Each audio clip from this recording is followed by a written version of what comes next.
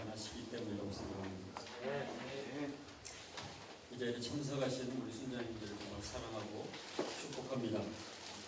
먼저 이 자리를 있게 하신 하나님께 영광의 박수를 한번 드리겠습니다.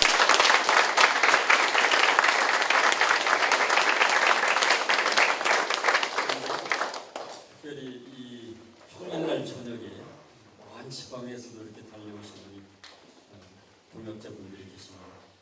물론 모든 분들을 위해서 박수를 쳐야 되지만 그분들을 위해서 특별히 더 박수 한번 쳐주십니다.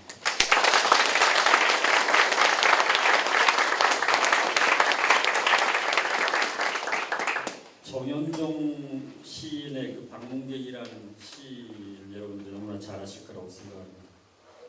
사람이 온다는 건 실로 어마어마한 일이다.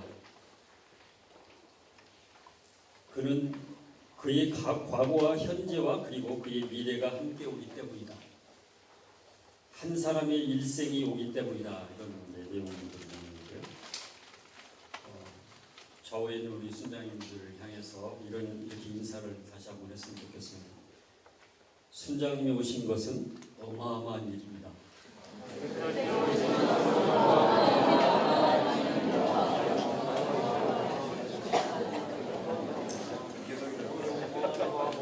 아멘 맞습니까? 아멘입니까? 어마어마한 일입니까? 먼저 오늘 오신 우리 순장님들에게 제가 질문을 하나 드리도록 하겠습니다. 제가 질문을 던지면 좌우에 있는 지금 누구하고 질의응답을 할 것인지 정해 놓으십시오. 그리고 나서 제가 질문을 던지면 바로 질문에 교대해가면서 답변했으면 좋겠습니다. 첫 번째 질문 나갑니다. 순장님에게 있어서 예수님은 누구십니까? 질문 한번. 한 문장으로만 답변해 주시고.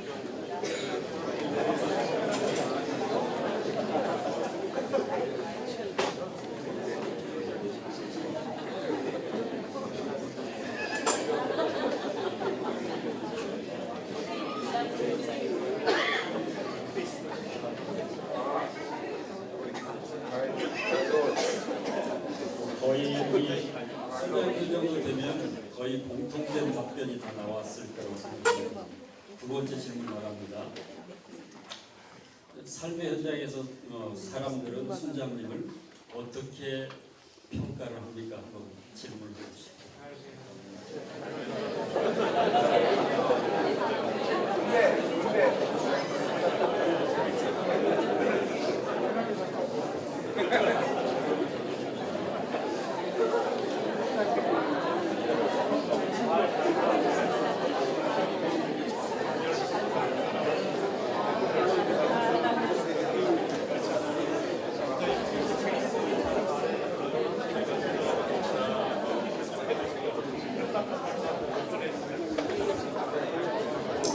첫 번째 질문은 굉장히 너무 확신을 가지고 할 수 있는데 두 번째 질문에서 굉장히 부담스러웠을 거라고 생각이 맞습니까? 신앙생활의 연륜이 더할수록 저 자신에게 계속 이런 질문을 해보게 됩니다. 나의 삶 가운데 정말 예수님이 나타나고 그러면서 고백되어지는 것은 예수님이 내 삶에 나타나기 위해서 내가 날마다 죽는 것이 유일한 방법임을 깨닫게 됩니다. 사도 바울이 나는 날마다 죽노라고 한 그 고백이 조금이나마 이해가 됩니다. 내가 죽을 때 주님이 드러나고 공동체가 회복될 것이라고 확신합니다. 작년 말쯤 이제 사업하는 친구의 전도받은 한 형제가 두세 사람이 모이는 작은 소그룹 직장인 모임에 참여했습니다. 그런데 그 형제는 예수님과 그분의 말씀에 대해 잘 이해가 되지 않았습니다. 그렇지만 예수님에 대해 더 깊이 알고 싶었고 여러 사람들을 만나 구도자처럼 자신이 궁금한 것을 계속 질문하고 했습니다. 처음에는 자기 생각에 대한 집착이 너무나 커서 엉뚱한 질문과 답변으로 저와 다른 지체들을 힘들게 할 때가 있었습니다. 시간이 흐를수록 말씀을 함께 공부하면서 그 형제는 놀랍게 변하기 시작했습니다. 성령님은 말씀을 공부하면서 은혜를 나눌 때마다 그 형제를 울게 하셨습니다. 살아있는 말씀이 형제 자신 속에 있는 죄인된 모습을 보게 하셨습니다. 성경 공부 모임에서 형제는 말씀의 놀라운 능력을 경험했습니다. 그러자 그 형제는 과거에 교회에 다니다가 상처받고 교회 출석을 포기한 친여동생을 적극 권면하여 먼 거리에서 모임으로 데리고 나왔습니다. 오빠가 변화되는 모습을 본 여동생은 마지못해 모임에 함께 참석했습니다. 오빠의 성인을 무시할 수 없어서 딱 한 번만 참석해본다는 조건으로 말입니다. 오랜만에 성경 공부 모임에 참석한 그 자매는 성령님의 놀라운 감동으로 말씀이 붙들리기 시작했습니다. 성경 공부를 계속할수록 그 자매는 가장 열심히 참석하기 시작했습니다. 한 번만 참석한다던 그 자매는 벌써 6개월이 지나도록 계속 참여하고 있습니다. 말씀을 공부할 때마다 눈물을 흘리며 삶을 고백하는 그 자매의 나눔은 함께 공부하는 지체들을 감동시키기에 충분했습니다. 그런데 가까이에서 이 온우의 변화를 바라본 그 오빠를 전도한 친구가 성경 공부 모임에 참석하겠다고 했습니다. 그 이유는 성경 공부에 참여한 이후에 전도한 친구의 삶이 너무나 변했기 때문입니다. 결코 변화되지 않을 것 같았던 친구인지라 자신의 친구와 그 여동생의 변화를 보면서 말씀의 능력을 묵상했기 때문입니다. 성령께서는 이 형제의 마음을 붙들었습니다. 몇 주 지나지 않아서 친구를 전도한 형제는 그 아내를 데리고 성경 공부 모임에 함께 참석하게 되었습니다. 그래서 작은 모임이 탄생이 됐습니다. 변화는 참 아름다운 것입니다. 특별히 주님이 변화시켜 나가시는 사람들의 모습은 너무나도 아름답습니다. 복음의 능력이 한 사람을 변화시키고 그 변화가 다른 사람을 변화시킵니다. 몇 주 전 양육하는 한 형제로부터 밤 12시가 다 되어가는 시간에 전화가 왔습니다. 나는 무슨 사고가 난 줄 알고 걱정스러운 마음으로 전화를 받았습니다. 그러나 전화의 내용은 전혀 다른 내용이었습니다. 지금 말씀드리지 않으면 안 될 것 같아 무례인 줄 알고 전화드렸습니다. 무슨 일이냐고 물었더니 자기 사무실에 찾아오는 한 사람을 전도했는데 예수님을 영접했다는 것입니다. 그리고 배운 대로 바로 양육을 시작했는데 얼마나 말씀을 잘 받아들이고 배우기를 사모하는지 너무나 놀랍다는 것이었습니다. 그래서 너무나 기쁘고 행복해서 하늘을 나는 것 같다고 했습니다. 그러면서 저에게 이런 이야기를 했습니다. 순장님, 세상에 이것보다 행복한 일이 있을까요? 그 형제는 그것을 순장에게 자랑하고 싶었고 그 행복을 나누고 싶었다고 했습니다. 이런 행복은 난생 처음 경험한다는 것이었습니다. 형제의 전화를 받으면서 한 영혼을 주님의 마음으로 사랑하며 복음을 전하고자 하는 그 형제를 사용하시는 하나님의 놀라운 손길을 발견했습니다. 그 형제의 기쁨과 행복이 고스란히 저에게 전달되어 참 행복했습니다. 복음은 놀라운 능력입니다. 복음은 능력이 있기 때문에 사람들을 변화시킵니다. 성경 말씀 가운데 성령께서 역사하시면 사람들은 변화하게 됩니다. 사람들이 변화된다는 것은 새로운 가치를 발견했기 때문입니다. 새로운 가치를 발견한 사람들은 변화하게 되어 있습니다. 마치 밭에 값진 보화를 발견한 사람이 전 재산을 팔아 밭을 산 것처럼 놀라운 가치를 발견한 사람은 행동이 변하게 되어 있습니다.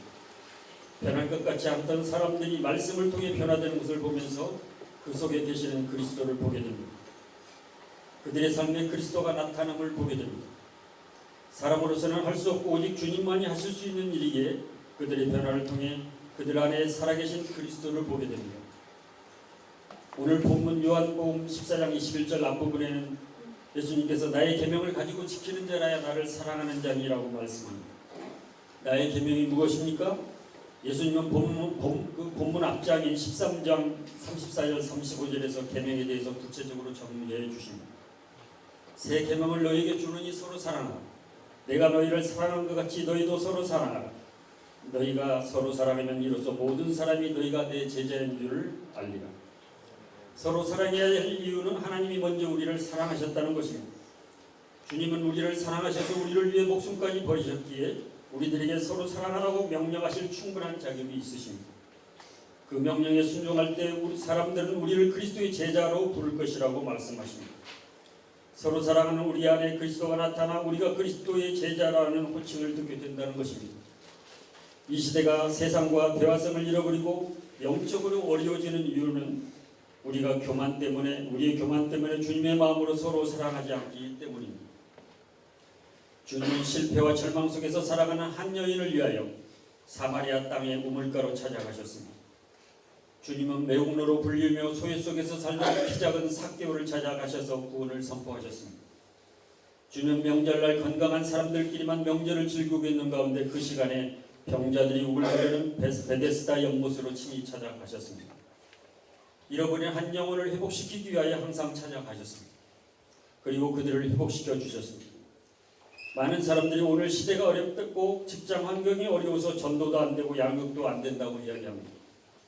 초대교회의 상황은 더욱 심각했습니다. 목숨을 걸지 않으면 세례를 받을 수도 복음을 전할 수도 없었습니다.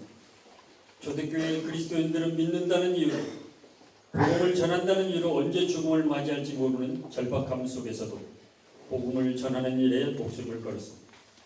그들은 복음의 큰 가치를 발견했기 때문입니다. 복음의 능력에 붙들렸기 때문입니다. 복음의 열정에 사로잡힌 그들에게 성령님이 강력하게 임했기 때문입니다. 우리가 모신 성령님은 초대교회 때나 지금이나 동일하신 성령님이심을 믿습니다. 이 시대가 영적으로 어려운 것은 환경이 어려워서가 아니라 믿는 우리들이 복음의 가치를 잃어버렸기 때문입니다. 우리들이 마음속에 주님의 마음을 잃어버렸기 때문입니다. 한 영을 천하보다도 귀하게 여기시고 사람들을 회복시키시고 살리신 일, 곧 하나님의 뜻을 이루는 일에 모든 역량을 집중하셨던 주님의 마음을 잃어버렸기 때문입니다. 그리스도인이 된다는 것은 그리스도의 군사로 영적 전쟁에 참여한다는 것입니다. 영적 군대장 되시는 예수님께 순종할 사람으로 참여한다는 것입니다. 전쟁에 참여한다는 것은 목숨을 내놓는 것입니다. 사단의 목적은 우리를 죽이고 멸망시키는 것입니다. 사단의 최종 목표는 단순하게 우리를 타락시키려는 것이 아닙니다. 전 인류를 창조의 목적에서 떠나 하나님을 대적하게 만드는 것이 마귀의 최종 목표입니다. 사단은 반역을 주도하였고 아담과 하와는 하수인의 머리였고 모든 인류는 거기에 동참한 부역자들이었습니다. 그것을 청산하기 위해 예수 그리스도께서 토벌군의 대장으로 오셨고 한 사람 한 사람을 예수 믿어 구원을 얻게 하시고 그를 토벌군의 일원으로 부르셨습니다. 그러나 많은 그리스도의 공동체들이 예수 그리스도께서 이 세상에 오셔서 우리를 구원하셨다는 사실만 강조합니다. 우리가 구원받은 것은 토벌군의 일원으로 부름받은 사람이라는 사실을 강조하지 않습니다. 성경이 그리고 있는 그리스도인의 모습은 영적인 군사입니다.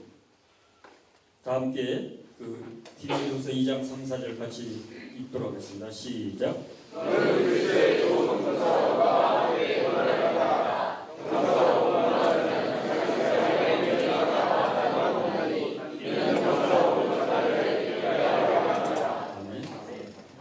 그래서 성경은 구원받은 사실에 감격하며 안주하는 삶을 살라고 하지 않고 다음과 같이 당부합니다. 에베소서 6장 10절 13절 우리가 잘 아는 말씀입니다. 같이 한번 읽겠습니다. 시작. 우리가 주 안에서 함께 있는 힘으로 강건하고 만에 우리를 이기는 하나님의 정직한 우리가 우리의 영혼을 하나님을 상대하는 것이 아니요 통치자들과 군수들과 이어 세상 사람들과 하늘에 있는 하나님의 영혼을 상대하라. 그러므로 하나님의 정직한 우리가